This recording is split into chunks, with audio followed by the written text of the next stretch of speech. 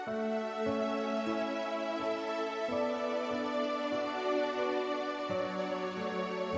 debosyon natin mula sa Kasama ni Jesus ngayong Huwebes, Agosto 14 ay pinamagatang pusong mapagpasalamat ni Binibining Emily Marzalek ng Idaho, USA. Ang ating pong basahin ay matatagpuan sa Efeso, Kabanata 5, talata 15 hanggang 20. Atin pong basahin at bigyang pansin ang Efeso, Kabanata 5, talata 20. Ganito ang kanyang sinasabi: Lagi kayong magpasalamat sa Diyos na ating Ama dahil sa lahat ng bagay, sa pangalan ng ating Panginoong Hesukristo. Ilang linggo na ako nakakaramdam ng stress, inis at galit. Parang lahat ng tao at lahat ng bagay ay nakakaasar. Isang araw, habang naghahanda ako para pumasok sa trabaho, kinausap ko ang Diyos. Sabi ko, Panginoon, hindi ko po alam kung bakit ganito ang pakiramdam ko, pero gusto ko pong mabago ito. Hiniling ko sa Diyos na tulungan ako kung paano ko ito mababago. Biglang may isang salita na naramdaman ko sa puso ko. Pasasalamat.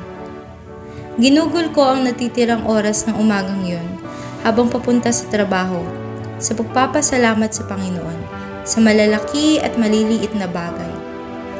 Nagpasalamat ako para sa malinis na tubig na pampaligo, sa itlog na kinain ko sa agahan, sa kotse na nagagamit ko, sa mga alaga kong aso na nagpapatawa sa akin, sa biyaya ng Diyos na bago araw-araw, at sa marami pang iba. Habang nagpapasalamat ako, napansin ko na unti-unting nawawala ang inis ko at napapalitan ng saya. Sa binasa nating talata, pinaaalala sa atin na laging umawit ng buong puso para sa Diyos at magpasalamat sa lahat ng bagay. Kapag natututo tayong maging mapagpasalamat, hindi lang natin pinaparangalan ang Panginoon. Tayo'y nagiging mas masaya, payapa at mabait din sa iba.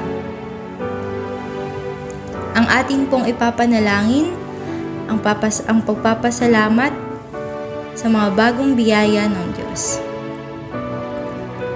Tayo po'y manalangin. Mahal na Diyos, turuan mo po kaming magkaroon ng pusong laging nagpapasalamat sa iyo. Amen.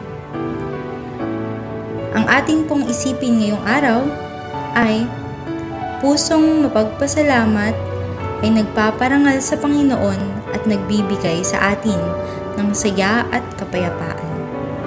Mapagpalang araw po sa ating lahat.